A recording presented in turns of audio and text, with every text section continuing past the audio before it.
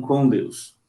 Vamos ver aqui, nós temos no texto áureo, a palavra de Deus dizendo, porque ele é a nossa paz, ele, Jesus, o qual de ambos fez um povo, derribando a parede de separação que estava no meio. Efésios 2,14. Verdade prática, ao morrer na cruz do Calvário, Cristo reconciliou os eleitos, desfazendo a inimizade entre Deus e os homens. Fazer a leitura bíblica em classe, porque ele é a nossa paz, o qual de ambos os povos fez um, derribando a parede de separação que estava no meio. Na sua carne desfez a inimizade, isto é, a lei dos mandamentos, que constituía em ordenanças, para criar em si mesmo dos dois um novo homem, fazendo a paz, e pela cruz reconciliar ambos com Deus em um corpo, matando com ela as inimizades.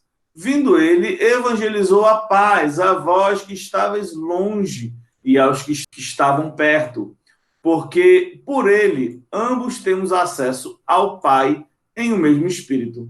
Assim já não sois estrangeiros nem forasteiros, mas concidadãos dos santos e da família de Deus. O objetivo geral de hoje é entender que por meio do sacrifício vicário, Cristo desfez a inimizade. Sempre é bom ressaltar essa inimizade em relação a quem a gente vai ver ao longo da lição de hoje. Essa lição, ela acaba sendo uma conclusão direta da lição passada. Na lição anterior, a gente viu muito sobre a questão de como nós, do estado dos gentios sem Cristo, né, do nosso estado de separação total. A gente estava, de fato, separado de Deus no sentido mais profundo da expressão, né? Nossa separação não era só uma separação de locais, né? Mas era uma separação de relacionamento, né? Havia, portanto, uma inimizade. Não sei que é uma expressão dura, mas a verdade é que nós, sem Cristo, nós éramos inimigos de Deus. Então, a gente não quer, às vezes, usar essa expressão, mas é a realidade, né? A ideia aqui é de inimizade. A ideia aqui é que, se fosse possível, a gente tiraria Deus do trono. E isso aqui é uma verdade expressa no Salmo 2. Porque se enfurecem as nações e os povos imaginam coisas vãs. Os reis da terra se levantam, as autoridades conspiram contra o Senhor e contra o seu ungido, dizendo: vamos romper os seus laços, sacudir de nós as suas algemas. Então, a ideia retratada no Salmo 2 é, de fato, a posição do ser humano sem Deus é uma posição de inimigo.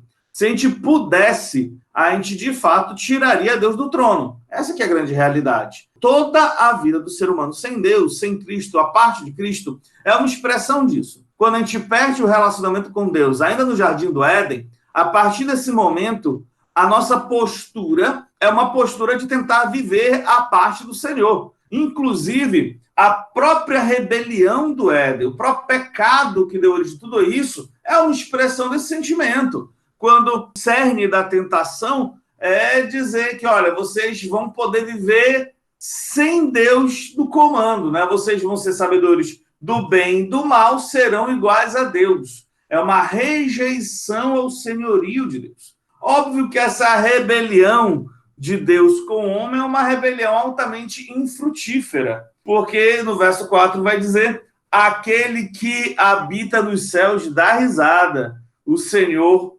zomba deles. Na sua ira, verso 5, a seu tempo lhes falará, e em seu furor os deixará apavorados. Então, essa que é a ideia. A inimizade que nós havíamos com Deus nos coloca como inimigos de Deus. O nosso relacionamento com Deus, a nossa forma que a gente enxergava Deus e a forma que Deus nos enxergava, era como inimigos. Por isso que todos, a parte de Cristo, a parte de Deus, além da salvação que há em Cristo, estão destinados à ira de Deus. Existe uma ira que pesa sobre todos aqueles que são inimigos de Deus. Isso é fato. Então, o que a gente vai enxergar é, ok, existia uma inimizade, existia um exército que se opunha de forma consistente, de forma tenaz contra Deus. Nós estávamos nesse exército contrário a Deus. E aí, em que momento aquilo que era ira de Deus se torna favor de Deus? Em que momento gera essa virada? É justamente isso que a gente vai enxergar na lição de hoje. A ideia é bem isso. Vai ter uma transição, que é no verso 13, Paulo vai chamar de mas agora. Vai haver uma alteração da situação e, obviamente, essa mudança vai se dar em relação à obra de Cristo. A gente precisa entender: havia um estado de inimizade entre nós e Deus. Em Cristo, esse estado se desfez na vida daqueles que o servem. E isso foi baseado em um ato, não é uma mera vontade ou desejo da gente de se aproximar de Deus. Foi preciso uma obra específica de Deus, que é a obra de Cristo na cruz do Calvário, que tornou isso possível. Então, por isso que, irmão, quando mais a gente pensa nisso, a gente vai chegar na mesma conclusão que a gente não vai para Deus só porque a gente quer. Ao nosso voltar-nos a Deus é uma consequência, é um reflexo daquilo que Cristo fez na cruz do Calvário. Se Cristo não tivesse pago pelo nosso pecado, na sua morte, e aqui eu já vou usar a expressão morte vicária, irmãos, nós até hoje estaríamos numa situação de perdidos. Não haveria opção para nós nesse sentido. A propósito, só para a gente lembrar um pouquinho, o objetivo geral é conscientizar sobre o sacrifício vicário. Aí vale a pena a gente tentar lembrar o que é um sacrifício vicário, né? É uma expressão que eu vou usar durante a aula hoje. Então, eu sei que é uma coisa que a gente sabe, a gente já ouviu várias vezes, mas raramente a gente se lembra. Sacrifício vicário é um sacrifício. A palavra vicário, melhor dizendo, ela significa em substituição. Então, sacrifício vicário significa dizer que Jesus está fazendo um sacrifício em substituição. Então, basicamente, a ideia é que o castigo que nos traz a paz estava sobre ele. O salário do pecado é a morte. Nós pecamos, pelo nosso pecado, nós somos sujeitos à condenação. E o que Cristo vai fazer é morrer no nosso lugar, morrer a nossa morte e pagar no nosso lugar, em substituição a gente, pelo nosso pecado. Então, sempre que você vê vicário, troca a palavra vicário por substituição, que fica mais fácil de você se lembrar. Sacrifício foi em substituição de nós. Então é sempre bom a gente lembrar dessas palavrinhas que a gente vai encontrar de vez em quando para a gente saber do que estamos falando. Ok, então,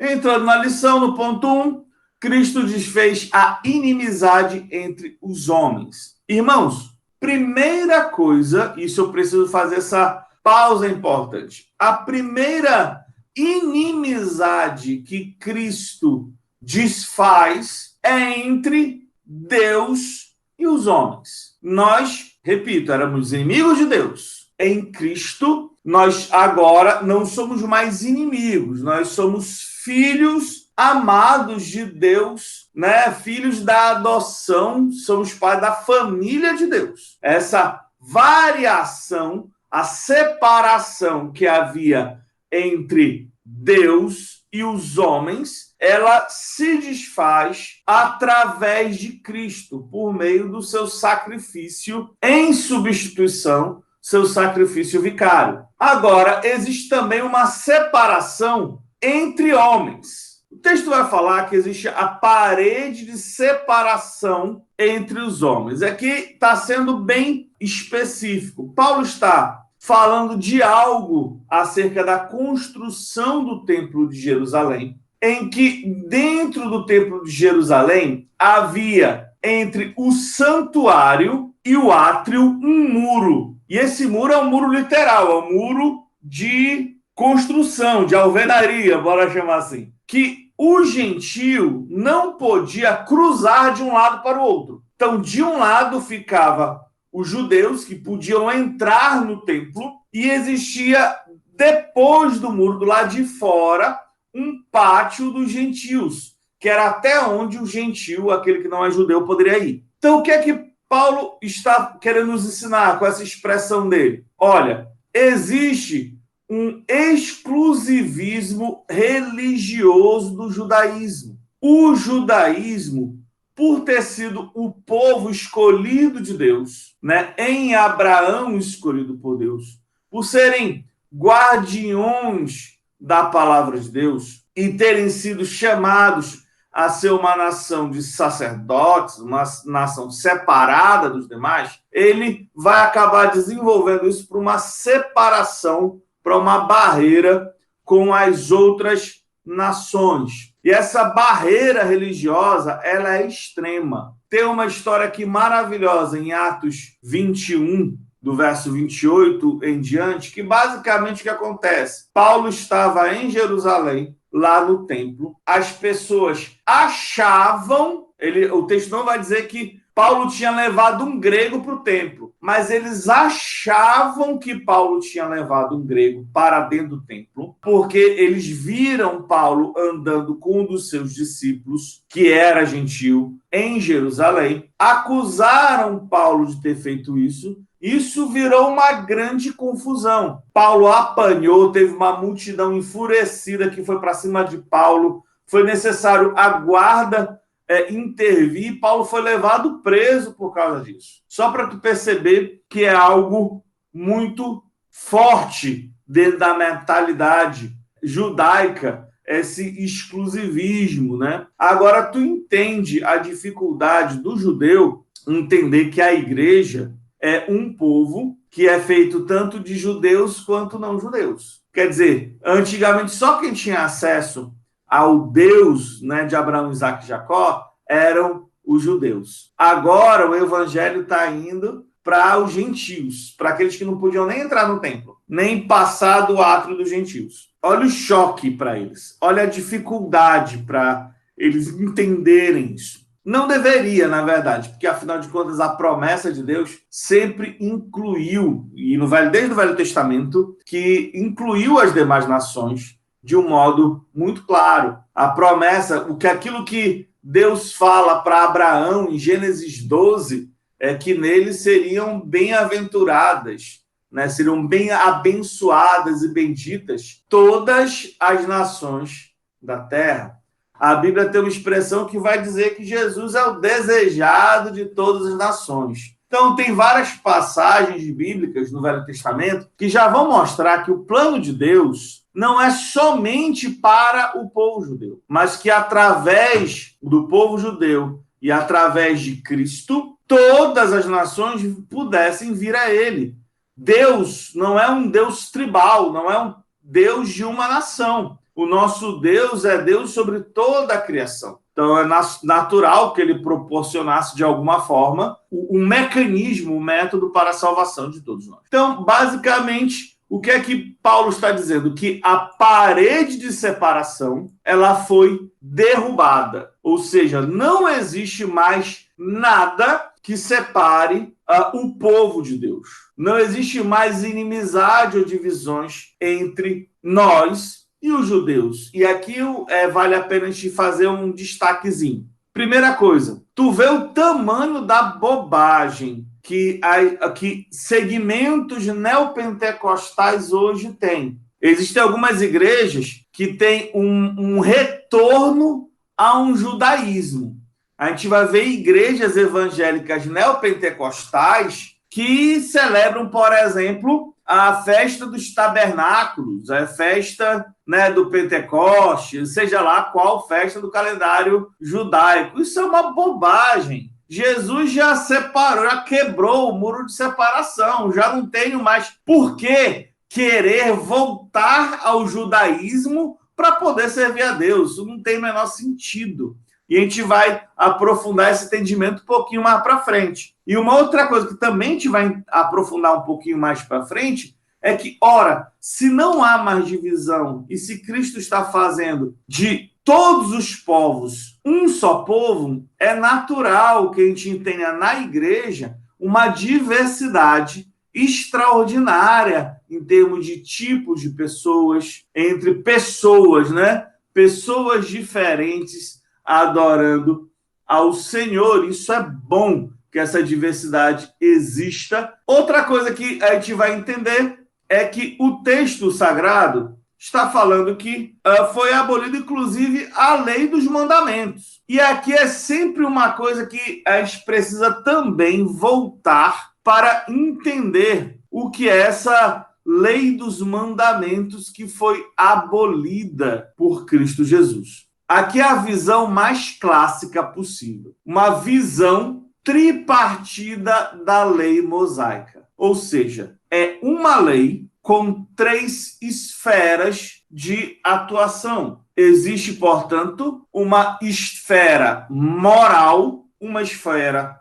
cerimonial e uma esfera civil. A esfera moral vai dizer o seguinte: temos um padrão de conduta. A Bíblia nos orienta, nos instrui acerca de um padrão de conduta que não é... Olha só, isso aqui é extraordinário. Guarde no seu coração. Não como meio de salvação. Ninguém nunca foi salvo pela lei. A lei nunca salvou ninguém. Porque se fosse possível alguém ser salvo pela lei, significaria dizer que o sacrifício de Jesus não era necessário, né? Que se havia uma outra forma de salvação, não havia necessidade de Cristo morrer na cruz. A lei de Deus nunca salvou ninguém. No Velho Testamento, como é que as pessoas eram salvas no Velho Testamento? Da mesma forma que a gente é salvo hoje, meu querido. Nosso Deus é o mesmo.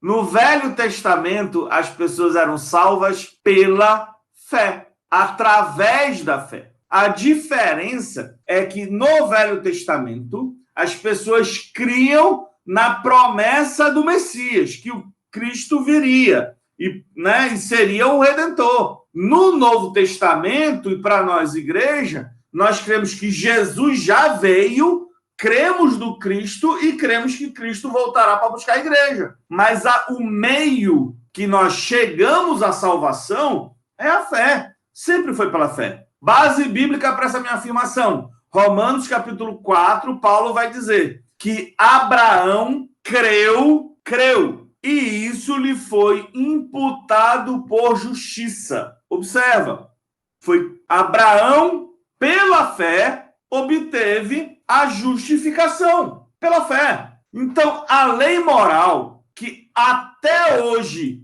está em vigor, a lei moral existe. A lei moral não passa em tempo nenhum. Ela existe, mas ela existe como um padrão de conduta. Dá um exemplo rápido para vocês. Bora lembrar dos 10 mandamentos. 10 mandamentos, por exemplo, fala que eu não posso matar pessoa. Ok, não posso. Não posso assassinar, né? Não devo matar, não devo roubar, não devo cobiçar, não devo mentir, né, dar falso testemunho. Tudo isso é válido, perfeitamente válido. Né? A lei espiritual, no sentido de aquilo que ela apresenta como uma realidade para a minha vida, também. Eu continuo precisando adorar a Deus, não ter outros deuses, não fazer estátua, né, imagem de escultura. Continua. Agora, por exemplo, existe uma lei civil também. Porque o que acontece? Quando a lei de Deus foi instituída no Velho Testamento, a constituição do povo judeu era a lei de Deus. Lá tinha regras para o que fazer em caso de roubo, qual era a punição, tinha que restituir, não tinha que restituir, em caso de assassinato, enfim. A lei civil e a lei criminal estava condensada naquele texto. Nós não somos judeus e nem o nosso Estado é governado por aquilo. Então, a lei civil ela é específica para aquele povo, para aquela época. Bom, e a lei cerimonial, aquilo que a gente poderia e deveria fazer, como, por exemplo, diz o texto, circuncisão, sacrifício, comidas e bebidas. Deixa eu pegar aqui o texto. Dias de festa, lua nova, sábados. Isso era uma lei cerimonial. A lei cerimonial não tem sentido para a gente por vários motivos. Primeiro, porque ela é específica para o povo judeu. Segundo, que toda a lei cerimonial ela era um método pedagógico para nos ensinar acerca de Cristo. Toda a lei cerimonial é um método pedagógico de Deus para nos ensinar sobre Cristo. E uma vez que Cristo veio, eu consegui compreender a Cristo. Por exemplo, tem a história do sábado, não vou me detalhar, mas Jesus vai dizer o seguinte, que Jesus, ele é o Senhor do sábado. Então, por que Deus instituiu o sábado na sua lei? Para nos falar algo sobre Jesus, para que a gente entenda sobre Jesus. O que o sábado aponta para o crente? O sábado aponta, primeiro, que o nosso descanso está em Cristo. A nosso descanso eterno na Jerusalém celestial, ela é conquistada em Cristo. O sábado aponta para Cristo. Isso é fundamental a gente entender. Tanto que Jesus vai dizer em Mateus capítulo 11, verso 28, vinde a mim, vós que estáis cansados e sobrecarregados. Por quê? Porque ele é o nosso descanso. Então, a lei cerimonial toda serve para nos explicar e nos falar sobre Jesus, ponto. E se tudo aquilo que é uma sombra torna-se concreto em Cristo, eu não tenho mais a necessidade de praticar. Então, por isso que o texto é muito claro, que ninguém nos julgue porque eu não estou fazendo uma festa dos tabernáculos. Isso é uma sombra. Ora, se Cristo é a luz, se ele é o sol que resplandece ao meu dia, por que eu vou voltar para aquilo que era uma sombra do passado? É bobagem. Repito, irmãos, esse negócio de ser neo-judaizante é bobagem. Bobagem. Ponto. Tem umas igrejas, vou tocar um shofar, que é aquele trombeta de chifre de carneiro, para fazer um ato profético. Misericórdia. Isso é besteira. Eu quero tocar um shofar porque eu acho bonito o som. Beleza, toca, não tem nada a ver com isso. Mas se você acha que existe um valor especial em tocar um shofar, você está retornando a uma lei que já foi cumprida em Cristo. Não tem sentido, ok? Essa lei cerimonial.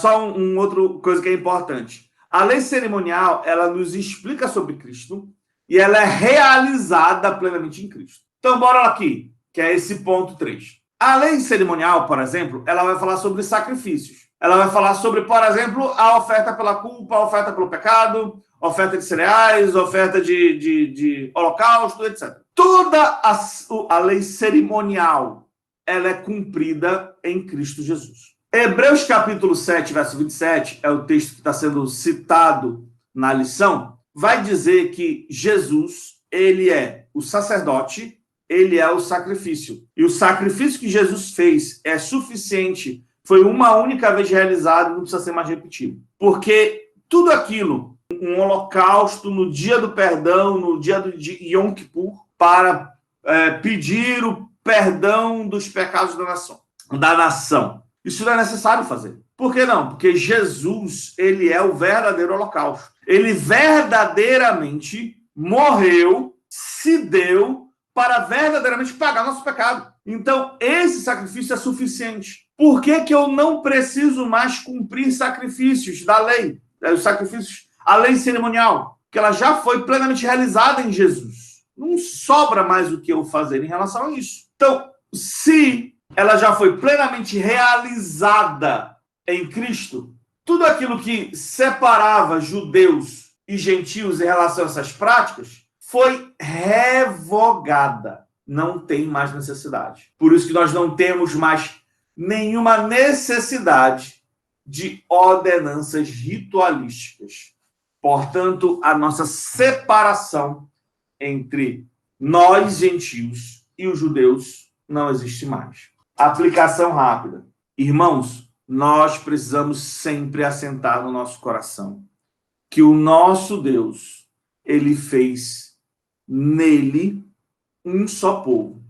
E se ele está juntando etnias diferentes, pessoas diferentes, classes sociais diferentes, idades diferentes, eu preciso que a igreja do Senhor Jesus seja composta de pessoas que são diferentes. Sabe, irmãos, a gente às vezes se bate tanto em relação a essa questão, sabe? de querer separar demais coisas que Jesus já juntou. Eu vou deixar para continuar esse comentário um pouquinho mais para frente, só para não pular muito a lição, a gente não sair da sequência.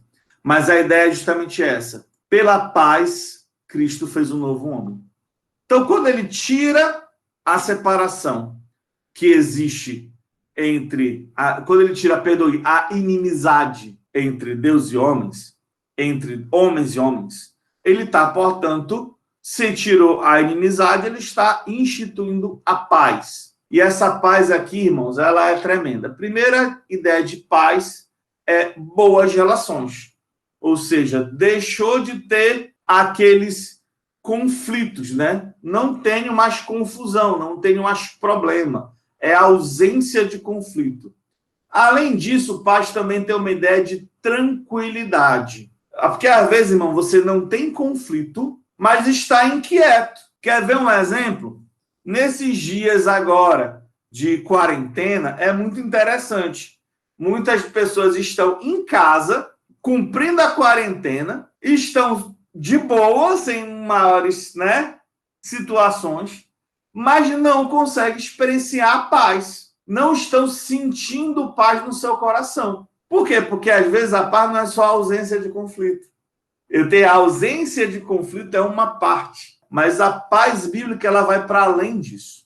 Ela gera em nós uma tranquilidade. É você ficar tranquilo, sereno em relação à vida, e a beleza da paz que vem de Deus é que ela independe de questões exteriores.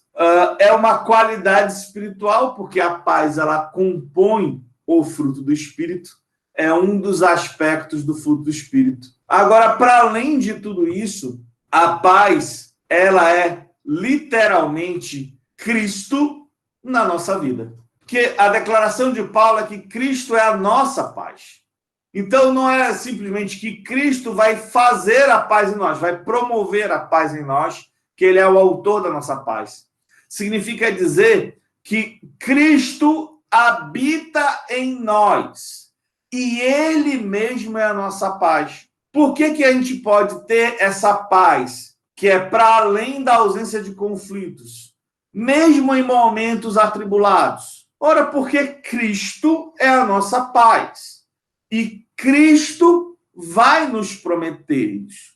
No João 14, 23, ele vai falar que a minha paz eu vos dou. Né? Eu não a dou como o mundo a dá. Ou seja, a paz que Cristo nos dá não é uma paz que provém do mundo. É uma paz que vem dele. E uma vez que nós, cristãos, nós abrimos a nossa vida para que o Espírito da paz, como também é apresentado o Espírito Santo, habite em nós e nos conduza em tudo, é natural que a gente tenha essa serenidade. Pastor, mas eu não tenho ainda. Eu sou crente, eu amo Jesus, mas eu não consigo ainda sentir essa paz de Cristo na minha vida. Ok, desenvolva o fruto do Espírito. Lembra que a paz é um dos aspectos do fruto do Espírito? Você precisa desenvolver. O fruto do Espírito não é uma coisa que acontece assim, ó, pô, não é um passe de mágica.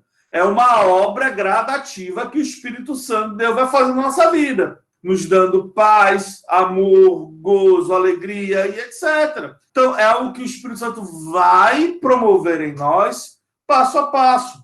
Mas a gente precisa hoje compreender que é necessário que a gente sinta essa paz, que experiencie essa paz. E se por algum motivo a gente não sente ela ainda, a gente pode buscá-la. Busque essa paz em Deus, que com certeza o Senhor há de lhe conceder. E aqui, finalizando o comentário sobre essa nova humanidade, sobre essa questão de como a igreja faz, como a igreja deve ser e como a igreja deve ser expressa. Olha só que coisa linda. Nele, em Cristo, as desigualdades foram eliminadas, a acepção de pessoas desfeitas, a etnia e a classe social desaparece. Então, o que é que eu preciso entender isso agora aplicando para uma vida de uma igreja local? Irmãos, a nossa igreja precisa expressar isso. Não tem mais igrejas, por exemplo, que às vezes, sei lá, vou fazer aqui uma igreja só com surfista. Né? Eu vou botar o púlpito, vai ser uma prancha de surf e vai ser só a igreja de surfista. É estranho, porque se Cristo desfez a inimizade entre os homens e fez de nós só um só povo, por que eu vou ter uma igreja só de surfista? Ou porque eu vou ter uma igreja só da elite? Não, aqui é a igreja só da elite. Para entrar tem que ser rico. Ah, então vai ter uma igreja só dos brancos ou uma igreja só dos pretos. Nos Estados Unidos, existiu esse traço cultural muito forte, principalmente até a década de 60. Tinha igrejas que eram só de preto, igreja só de branco. Numa igreja de branco, o preto não entrava de jeito nenhum. Isso é um absurdo, é um assinte àquilo que Cristo fez.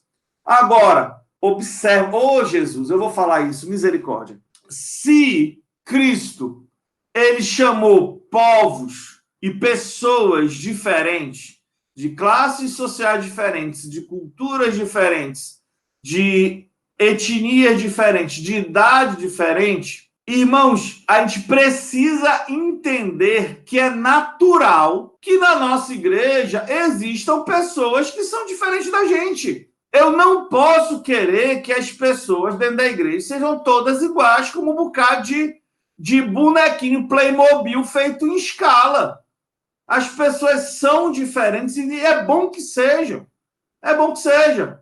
Na igreja eu quero que tenha jovem, eu quero que o jovem seja jovem, eu quero que o adolescente seja adolescente, eu quero ter a veinha na igreja, os veinhos na igreja, os adultos, é para ter o rico e o pobre no mesmo ambiente, porque vai ser na igreja que tanto faz, a gente vai entender. Pela forma que a gente trata o cara que tem dinheiro e o cara que não tem dinheiro, a gente vai entender, vai expressar se a gente entendeu o evangelho ou não. Tiago vai fazer uma dura demonstração à igreja na sua carta, falando isso.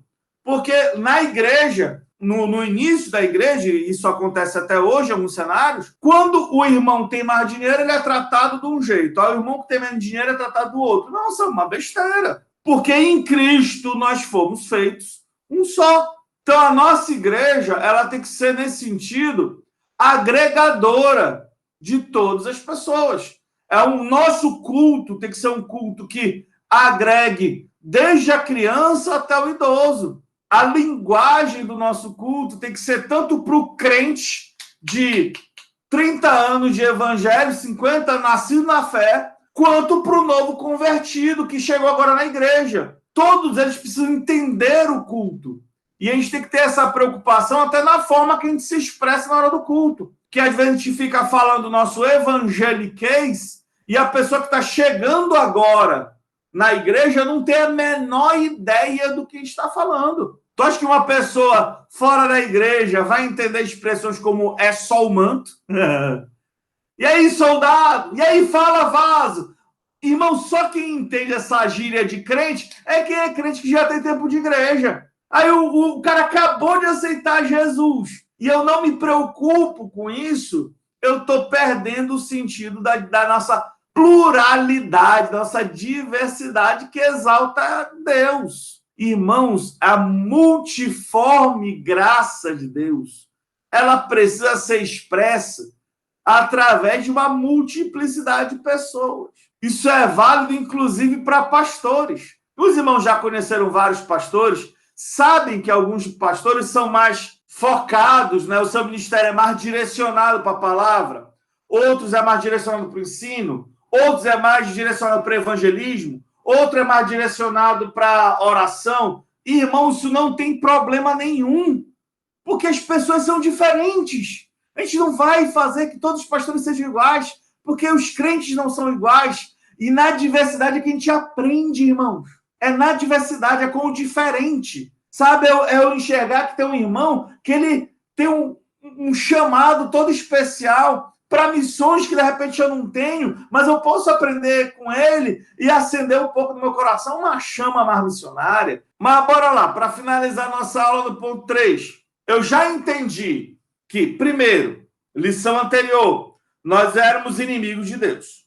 Entendi agora também, inimigos uns dos outros. Nós entendemos também que em Cristo essa separação foi desfeita. Entendemos que em Cristo não existe mais inimizade entre homens e Deus. E não existe mais inimizade entre os homens.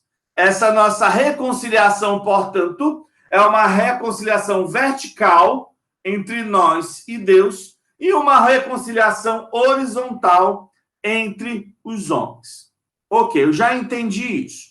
A pergunta é, como é que Cristo realizou isso na nossa vida? Foi por causa da cruz.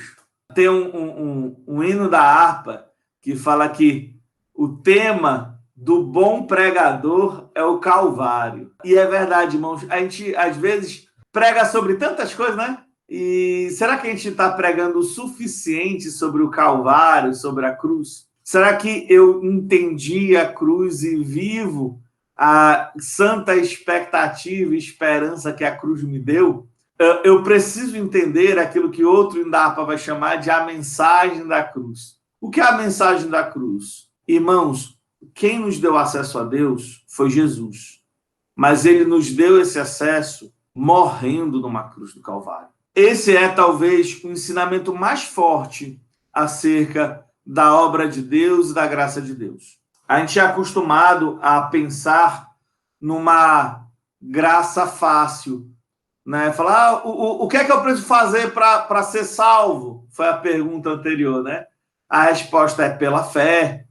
Aí alguns olham e falam assim, mas é só pela fé? É muito fácil, então. Quer dizer, então, que a pessoa... Isso daí é uma coisa normal de ouvir evangelizando. Quer dizer, então, que a pessoa passou a vida toda fazendo só o que não presta. Teve uma vida toda desmantelada. Mas aí, no final da sua vida, ele foi e pediu perdão e aí vai ser salvo, é? A resposta é. Aí falou, não, mas aí não é fácil demais. Aí, quando a pessoa fala que é fácil demais, eu pergunto assim, rapaz, mas é fácil para quem? Foi fácil para quem, cristão? Fácil para Cristo. A graça, aquilo que não nos custou nada, é aquilo que custou tudo para Jesus. A graça, aquilo que é o favor imerecido que nós recebemos gratuitamente pela fé, custou absolutamente tudo para Jesus. Foi necessário aquilo que a Bíblia vai chamar de Cristo se fez maldito, né? Bora entender aqui isso. Estamos falando da pessoa de Deus, do Deus incriado, do Deus trino, do Deus triuno, do Deus que desde a eternidade está nessa relação profunda nele mesmo, né? Enfim, ele é Deus, ele não tem necessidade de nada, ele é suficiente, ele é autoexistente. E esse Deus, ele resolve, ele decide que vai esvaziar-se do seu poder, da sua glória, vai esvaziar-se para vir como um ser humano. E aí, só que ele não vem como um ser humano qualquer, né? Ele poderia vir como um grande rei, dominando as nações. Mas ele vem de forma humilde, ele se esvazia de mais a mais, né? Ele se humilha vindo como um homem, e ele vem como um homem pobre, vem como um filho de um carpinteiro, vem numa cidade pequena, nasce numa cidade pequena, Belém, vive na periferia de Israel, na Galileia, região norte, uma região misturada, onde os povos da terra, como são chamados, habitavam, tem uma vida simples, só que até aí, olha, vai só descendo, né? Só que ele continua indo cada vez mais para baixo, ele continua, porque ele, mesmo tendo essa vida muito simples, ele poderia ter uma vida 100% tranquila e boa, mas ele vai e se humilha mais ainda, e ele assume um papel de vergonha, né? Ele assume um papel de humilhação. ele é açoitado publicamente, ele é cuspido, ele é humilhado, ele é xingado, ele é vilipendiado. Ele sofre a dor física do açoite, que é feito com um chicote de tiras de couro, ponta de chumbo ou osso na ponta. Carrega publicamente a sua cruz, é morto como um malfeitor, sem nunca ter pecado. Agora, o mais profundo de tudo isso, irmãos, se tudo isso você achou ruim, o que eu acredito, e aqui quem destacou isso pela primeira vez para mim em uma mensagem foi o pastor Paul Washer. Até aqui, tudo isso é muito duro, muito difícil, mas o mais duro é que Jesus encarou a ira de Deus. Te lembra daquela ira de Deus que a gente estava falando no início da lição de hoje? Falando que nós éramos inimigos de Deus, a ira de Deus, toda a justa, pura, bela e santa ira de Deus que era contra nós, pecadores. Deus pega toda a sua justa ira santa contra o pecado acumulado por toda a história da humanidade, toda aquela ira contida, e derrama de uma única vez sobre Cristo Jesus. Quando Jesus clama, Deus meu, por que me desamparaste? As pessoas tendem a romantizar isso. Tem até hinos que falam sobre isso, né? Que, porque o Pai não suportou o olhar Jesus na cruz. Isso também é bobagem.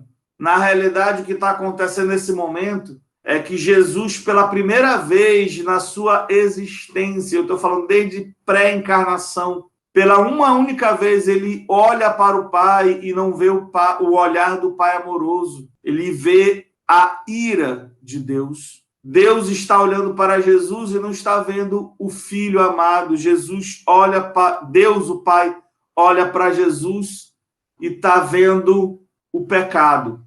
E toda a justa ira de Deus é derramada uma única vez sobre Jesus. O peso dos pecados da humanidade é o que verdadeiramente rasga Jesus e esmaga Jesus sob o peso da nossa iniquidade. A ira de Deus cai condensada sobre ele. Irmãos, nunca diga que a salvação foi fácil. Tem um autor maravilhoso, o Bonhoeffer, ele vai dizer que não existe graça barata. A gente não pode baratear a graça, porque não custou nada para a gente, mas custou tudo para Jesus. É isso que a Bíblia chama de se fez maldito. Tu imagina só, o Filho amado de Deus, Deus olha para ele e vê um maldito, se tornou maldição por nós. Por isso que, queridos, aquilo que nos une a Deus é muito forte. Aquilo que nos une foi a própria carne de Cristo, né? É a nossa paz, que pela sua carne fez um novo homem criado fazendo a paz. Quando por algum motivo eu me senti afastado ou triste comigo mesmo por alguma atitude minha, aí eu tenho duas formas de olhar. Eu posso olhar para mim mesmo e ficar temeroso, porque mesmo Cristo sendo maravilhoso na minha vida, eu continuo numa luta contra o meu pecado. Mas eu posso olhar de outra forma, eu posso olhar para Cristo e ver o que ele fez para que eu permanecesse nele. E entender que o sacrifício, o preço que ele pagou por mim foi tão grande que, irmão Paulo está certo quando diz que nada poderá nos separar do amor de Deus que está em Cristo Jesus. Nada. Porque o preço que ele pagou foi muito grande pela gente. Sabe qual é o pecado que pode nos afastar de Deus? A incredulidade. A gente parar de crer. O que pode nos separar de Deus é uma teimosia obstinada em se voltar contra Deus, né? Apostasia. Mas nosso pecado não. Enquanto a gente olhar para a cruz do Calvário, enquanto a gente enxergar o que o nosso pecado custou para Jesus, a gente vai, de fato, sempre lutar muito contra o nosso pecado. Quando a gente pecar, a gente vai falar assim, Jesus, eu não quero pecar mais. Eu não quero pecar mais de jeito nenhum, porque eu sei o que te custou. Eu sei o que custou para Jesus. Eu não quero pecar, irmão, não é nem por mim, sabe? Não é nem pela consequência do pecado, não é nem por nada disso. O que me afasta do pecado é porque eu sei o quanto sofrimento o meu pecado causou em Jesus. Isso eu não quero mais. Eu não posso voluntariamente, sabe? Eu não posso voluntariamente acrescentar sofrimento ao Deus maravilhoso que morreu por mim numa cruz. eu não posso voluntariamente fazer isso. Então, a nossa caminhada de santidade é uma santidade que precisa caminhar a partir da cruz. Sabe, irmãos? Por isso que o tema do bom pregador é o Calvário. Por isso que a gente chama a mensagem da cruz. Porque é isso que faz a diferença na nossa vida, sabe? Fora da cruz, o evangelho não existe. A religião cristã é só uma religião como outra qualquer, onde o acesso para Deus se dá através de atitudes e ações humanas. Na cruz de Cristo a gente encontra o caminho para o céu, encontra a graça, encontra a segurança, encontra a realização completa do amor de Deus. Então, irmãos, concluindo, em obediência ao plano divino, Cristo cumpriu as demandas da lei na cruz do Calvário. Ou seja, tudo aquilo que a lei exigia, Jesus cumpriu. Cumpriu por ter vivenciado uma vida de modo perfeito. Ou seja, ele não quebrou a lei de Deus. Jesus não quebrou nenhum dos 3 aspectos da lei de Deus. Ele não quebra a lei moral, ele não peca. Ele não quebra a lei civil, porque, enfim, ele não vai desobedecer às leis, ele é um cidadão exemplar. E ele não quebra as leis cerimoniais. Jesus, ele é circuncidado ao 8º dia, é apresentado sacrifícios, ele vai às festas em Jerusalém. Jesus, ele cumpre a lei cerimonial também, porque ele era judeu. Então, Jesus, ele cumpre toda a lei e ele realiza a lei vivenciando de modo concreto tudo aquilo que a lei de Deus apontava. Tudo aquilo que nós podemos entender sobre a lei, aprender com a lei, é Jesus. Tudo aquilo que a lei aponta. Puxa, eu para ser perdoado, precisa derramamento de sangue, cumprido em Jesus. A oferta pela culpa é realizada em Jesus. Jesus, ele é morto fora do arraial, cumprindo a lei.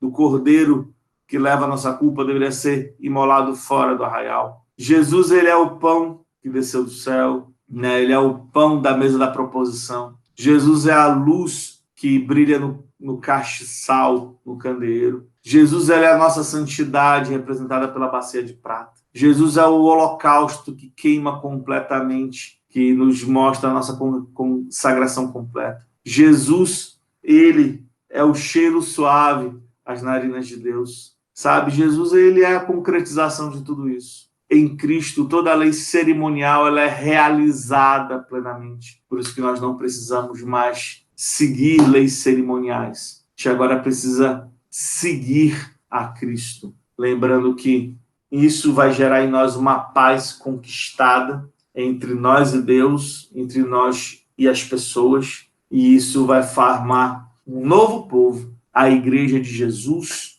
é um novo corpo. E com toda essa multiplicidade, toda essa variação maravilhosa de pessoas, etnias, culturas, classes sociais, e guarde isso no seu coração para que você não queira que as pessoas sejam iguais a você, mas que elas sejam iguais a Cristo.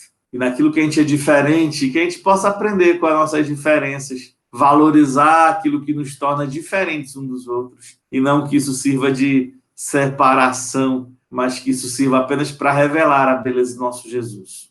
Amém?